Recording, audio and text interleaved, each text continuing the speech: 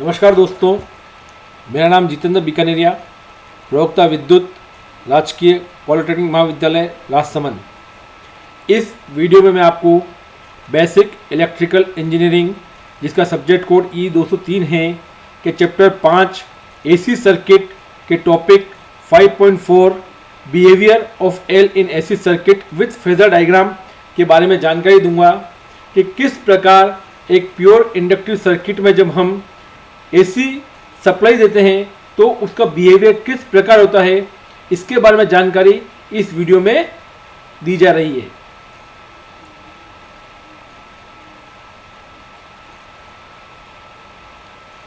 चित्र ए में एक प्योर इंडक्टर जिसकी वैल्यू L हेनरी है को एक साइनोसॉइडल वोल्टेज सोर्स V से कनेक्ट किया गया है। इस साइनोसॉइडल वोल्टेज V की equation V equal to V M sine of omega T है। जब हम इस कॉइल को साइनोसॉइडल वोल्टेज सोर्स V से कनेक्ट करते हैं तो इस कॉइल के अंदर धारा I प्रवाहित होती है। जब किसी शुद्ध प्रेरणिक परिपथ में अल्टरनेटिंग वोल्टेज अप्लाई किया जाता है तो फैराडे के नियमानुसार उस कॉइल के अंदर बैक EMF डेवलप होता है। यह बैक EMF लेंज के नियमानुसार हर क्षण परिपथ की धारा I की वृद्धि और कमी का विरोध करता है। तो फैराडे के नियमानुसार V equal to L di/dt होता है, जिसे कि हमने समीकरण 2 से प्रदर्शित किया गया है। यहाँ पर I कोइल के अंदर प्रवाहित होने वाली धारा है, L कोइल का सेल्फ इंडक्टेंस है, V सप्लाई वोल्टेज है। समीकरण 1 से V का मान समीकरण 2 में रखने पर तो V इक्वल टू हम V M sine of omega T रखेंगे equal to L di/dt as it is. Then dt को क्रॉस मल्टीप्लाई करेंगे तो L di equal to V M sine of omega T dt। L से divide करने पर di equal to V M upon L sine of omega T dt। इसे हमने समीकरण 3 से प्रदर्शित किया है। समीकरण 3 में दोनों तरफ इंटीग्रेशन करने पर, इस तरफ इंटीग्रेशन करेंगे तो integration di equal to V M upon L constant है, integration sine of omega T dt। जब हम di का इंटीग्रेशन करेंगे तो I प्लस कॉन्स्टेंट टर्म आएगी, परंतु यहाँ पे हम कॉन्स्टेंट टर्म का इंटीग्रेशन को 0 मान रहे हैं, इसलिए हमने यहाँ पे उसे प्रदर्शित नहीं किया है। तो I equal to V M upon L is it is and integration sine of omega T dt। हम पढ़ चुके हैं साइन ऑफ ओमेगा टी का integration minus cos of omega T upon omega होता है। तो I इक्वल टू माइनस बाहर ले लेंगे तो माइनस वी एम, ओमेगा बाहर आएगा तो omega L cos of omega T. हम ट्रिग्नोमेट्रिक में एक सिमेट्री पढ़ चुके हैं, sine of minus sine bracket में 90 minus theta equal to cos theta होता है। इसकी वैल्यू यहाँ पर रखने पर हम कॉस ऑफ ओमेगा टी को इस प्रकार रिप्लेस कर सकते हैं V M upon omega L sine omega T minus π/2 से। तो यहाँ पर V M upon omega L को हम आई एम से रिप्लेस करेंगे, जो कि धारा का अधिकतम मान है। अतः धारा की equation I equal to V M upon omega L के लिए हम आई एम रख देंगे, तो धारा की इक्वेशन हो जाएगी I equal to I M sine of omega T minus π/2। समीकरण 4 और समीकरण 1 जो कि V equal to V M sine of omega T है की तुलना करने पर यह ज्ञात होता है कि शुद्ध प्रेरणिक परिपथ में धारा जो है वो परिपथ के वोल्टेज से 90 डिग्री से लेग करती है, अर्थात परिपथ की धारा वोल्टेज से 90 डिग्री पीछे चलती है। अर्थात I equal to mod of I angle of minus 90 degree होगा, जिसे हमने समीकरण नंबर 5 से प्रदर्शित किया है। यहाँ पर XL equal to omega L है इक्वल टू 2πfl है, क्योंकि हम जानते हैं ओमेगा का मान 2πf होता है, तो XL इक्वल टू 2πfl होगा। यह परिपथ का प्रेरणिक प्रतिघात कहलाता है। नेक्स्ट फेजर डायग्राम, हमने परिपथ के वोल्टेज V को रेफरेंस माना है, जो कि हमने इक्वेशन नंबर A में बता रखा है। इक्वेशन नंबर A में V equal to minus V angle of 0, यानी हमने परिपथ के वोल्टेज को रेफरेंस मान लिया है क्योंकि हमने उसका एंगल 0 कर दिया है। अब जो धारा है परिपथ की, उसको जब हमें प्रदर्शित करना होगा, उसको जब हमें ड्रॉ करना होगा, तो हम इस सप्लाई वोल्टेज के रेस्पेक्ट में उसको ड्रॉ करेंगे, जैसा कि चित्र बी में दिखाया गया है। हमने यहाँ पे V को रेफरेंस माना है क्योंकि उसका एंगल 0 है। हम अब ये पढ़ चुके हैं कि जो परिपथ की धारा I है वो वोल्टेज से 90 डिग्री लेग करती है, तो V से हमने 90 डिग्री एंगल बनाया है क्लॉकवाइज डायरेक्शन में, क्योंकि लेग एंगल हम हमेशा क्लॉकवाइज डायरेक्शन में ड्रॉ करेंगे और लीड एंगल हमेशा हम एंटी क्लॉकवाइज डायरेक्शन में ड्रॉ करते हैं। तो figure B pure inductive circuit के फेजर डायग्राम को प्रदर्शित कर रहा है। समीकरण ए में समीकरण 5 का भाग देने पर समीकरण ए था V equal to magnifying V angle of 0 और 5 में हमने निकाला था I equal to magnifying I angle of -90 degree.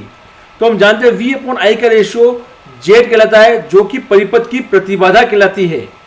V upon I का जो रेशियो है प्योर इंडक्टिव सर्किट में XL के बराबर होगा, जो कि इस प्योर इंडक्टिव सर्किट का प्रेरणिक प्रतिघात कहलाता है। तथा इस -90 डिग्री जब इसको ऊपर ले जाएंगे तो माइनस साइन प्लस में कन्वर्ट हो जाएगा, तो Z equal to magnifying XL angle of 90 degree आएगा। यह इसकी पोलर फॉर्म है। देन अगर हम इसको रेक्टेंगुलर फॉर्म में लिखेंगे तो Z इक्वल टू JXL आएगा। इसे हमने इक्वेशन नंबर 6 से प्रदर्शित किया है। Next power factor. हम जानते हैं कि सर्किट के रेजिस्टेंस और सर्किट के इंपीडेंस के रेशियो को हम परिपथ का पावर फैक्टर कहते हैं। तो यहाँ पर चूंकि प्योर इंडक्टिव सर्किट है, अतः R का मान 0 है, अतः cos phi equal to R के लिए हम 0 रखेंगे। Z जो कि हम निकाल चुके हैं XL के बराबर होता है, तो 0 अपॉन XL, तो cos फाई का मान 0 आता है। तो इससे यह स्पष्ट होता है कि शुद्ध प्रेरणिक परिपथ में पावर फैक्टर का मान 0 होता है तथा उसका नेचर लेगिंग होता है। Next power factor angle. हम जानते हैं कि परिपथ के वोल्टेज और परिपथ की धारा के बीच के एंगल को हम पावर फैक्टर एंगल कहते हैं, जिसे कि हम फाई से प्रदर्शित करते हैं। Phi equal to cos inverse 0 और इक्वल टू 90 डिग्री। तो प्योर इंडक्टिव सर्किट में फाई का मान 90 डिग्री होता है, जो कि हम वैसे भी फेजर डायग्राम में देख चुके हैं। देखिए यहाँ पे V और I के बीच का एंगल 90 डिग्री है, वो करंट वोल्टेज से 90 डिग्री से लेग कर रही है। नेक्स्ट तात्क्षणिक शक्ति यानी इंस्टेंटेनियस पावर। इंस्टेंटेनियस पावर को हम P equal to V into I से प्रदर्शित करते हैं। अतः इस इक्वेशन में 7 नंबर दिया है। समीकरण 7 में V का मान समीकरण 1 से और I का मान समीकरण 4 से रखने पर P equal to Vm sine of omega t और I equal to Im sine omega T minus pi by 2। यहाँ पे sine omega T minus pi by 2 में से हम माइनस साइन कॉमन लेंगे, तो साइन माइनस ब्रैकेट में pi by 2 minus omega t आएगा। हम जानते हैं sine of minus theta equal to minus sine theta होता है। तो इस माइनस साइन के कारण माइनस और माइनस क्या हो जाएंगे, प्लस हो जाएंगे। Next sine 90 minus theta cos theta होता है। तो यहाँ पर तात्क्षणिक शक्ति जो है P, उसकी इक्वेशन आएगी minus Vm Im sine of omega T cos of omega T, जिसे कि हमने समीकरण नंबर 8 से प्रदर्शित किया है। यहाँ पर हम समय के किसी भी क्षण में उस परिपथ की हम शक्ति ज्ञात कर सकते हैं। यहाँ पे आप T का मान रखिए।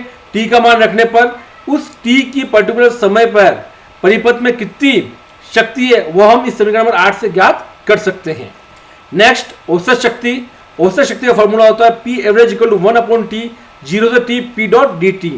समीकरण 8 से P का मान रखने पर तो P average equal to 1 upon T 0 से T, हमने P का मान रखा minus Vm Im sine of omega T cos of omega T, जैसे कि हमने समीकरण नंबर 9 दिया है। समीकरण नंबर 9 को 2 से गुणा करेंगे, 2 से भाग देंगे, तो P average equal to minus 1 upon 2T, क्योंकि हम 2 से भाग दिया है। Then 0 to T Vm Im as it is, minus हम ऑलरेडी बाहर ले चुके हैं, 2 sine omega T cos omega T. हम पढ़ चुके हैं साइन ऑफ 2 थीटा जो होता है वो 2 साइन थीटा कोस थीटा के बराबर होता है। यहाँ पर थीटा की वैल्यू ओमेगा टी जब रखेंगे तो sine 2 omega T equal to 2 sine omega T cos omega T होगा, जो कि इसके बराबर होगा। तो इस इक्वेशन को 2 sine omega T cos omega T को हम साइन 2 ओमेगा टी से रिप्लेस करेंगे। तो P average equal to minus Vm Im upon 2T 0 से T sine 2 omega T dt। चूंकि इस ओमेगा के साथ 2 मल्टीप्लाई हो रहा है, यानी ये डबल फ्रीक्वेंसी टर्म है, हम जानते हैं कि डबल फ्रीक्वेंसी टर्म का एक कंप्लीट साइकिल में एवरेज वैल्यू 0 होती है। तो P average equal to minus V M I M upon 2t। हम जानते हैं साइन ऑफ 2 ओमेगा टी जो है उसका integration minus cos 2 omega T upon 2 omega होता है, लिमिट 0 से t रखने पर।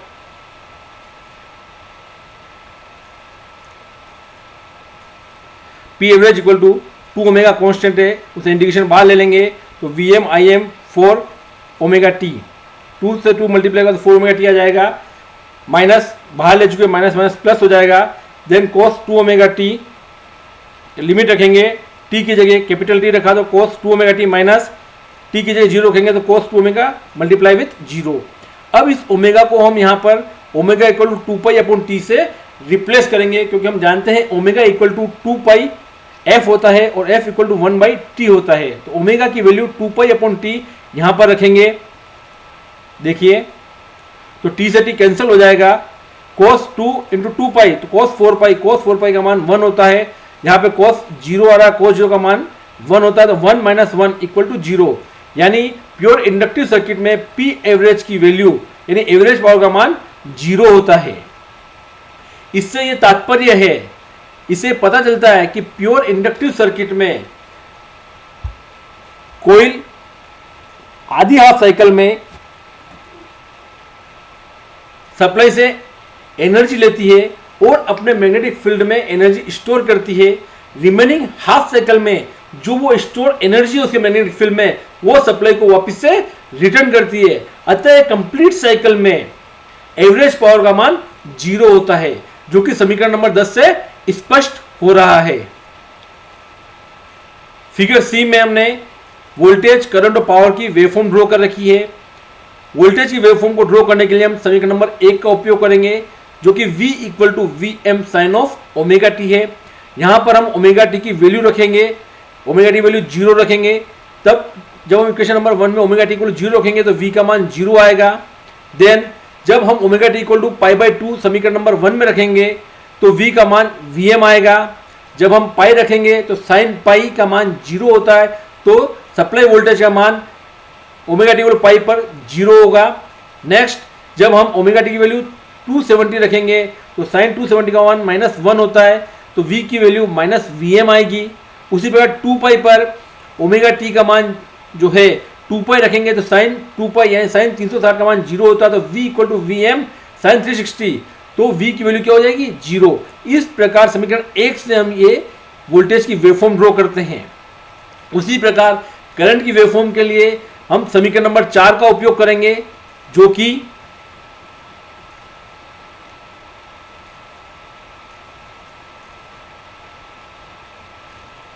ये देखिए समीकरण number 4 I equal to I M sine omega T minus pi by 2। अब यहां पर हम ओमेगा टी का मान रखते जाएंगे। शुरू में ओमेगा टी की वैल्यू 0 रखेंगे, देन पाई बाई 2 रखेंगे, पाई रखेंगे, नेक्स्ट 3 पाई बाई 2 रखेंगे, फिर नेक्स्ट 2 पाई रखेंगे, देन 5 पाई बाई 2 रखेंगे, तो हमें धारा की अलग अलग वैल्यू प्राप्त होगी। उन पॉइंट्स को या उन वैल्यूज को जब मिलाएंगे तो हमें करंट की वेवफॉर्म प्राप्त होगी, जो कि फिगर सी में प्रदर्शित की गई है। ये देखिए धारा की वेवफॉर्म प्रदर्शित की गई है। अब हम आगे तात्क्षणिक पावर P की वैल्यू हम P की वेवफॉर्म ड्रॉ कर रहे हैं।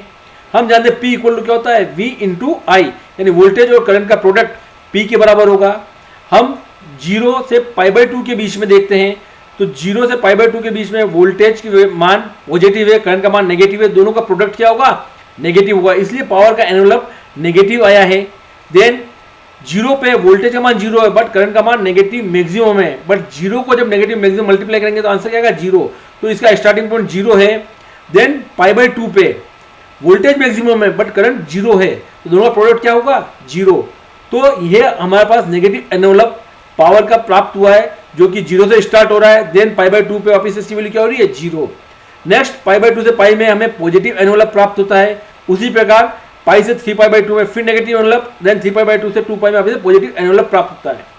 जब हम इस पावर की वेवफॉर्म को देख रहे हैं तो हम देख रहे हैं कि 2 नेगेटिव एनवलप प्राप्त हो रहे हैं, 2 पॉजिटिव एनवलप प्राप्त हो रहे हैं। तो जब हम इनकी एवरेज वैल्यू निकालेंगे तो हमारे पास एवरेज पावर का मान क्या आएगा, 0 आएगा, जो कि हम समीकरण नंबर 10 से ज्ञात कर चुके हैं। इस प्रकार हम शुद्ध प्रेरणिक परिपथ में जब एसी सप्लाई दी जाती है तो उसका बिहेवियर किस प्रकार होता है, उसकी जानकारी इस वीडियो में हमने प्राप्त करी। धन्यवाद।